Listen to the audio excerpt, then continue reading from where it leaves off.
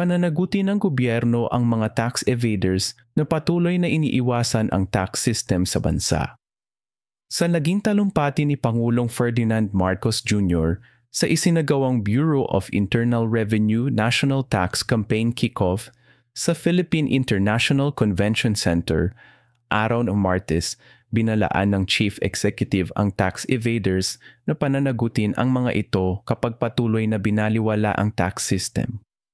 Tiniyak ng Pangulo sa publiko na maingat na sinusubaybayan ng gobyerno ang mga paggastos para protektahan ang public funds.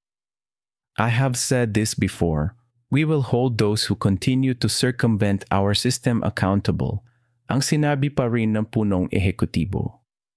Ang seremonya ay bilang pagdiriwang sa National Tax Awareness Month.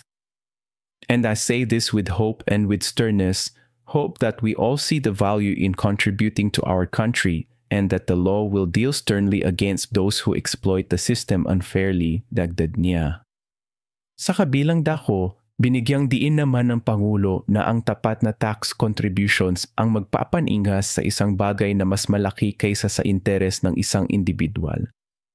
Anya pa, ang bawat piso na nakolekta ay wastong inilalaan sa mga programa na mapakikinabangan ng mga tao. Makakaasa po kayo na mahigpit nating babantayan ang paggugol sa pondo ng bayan.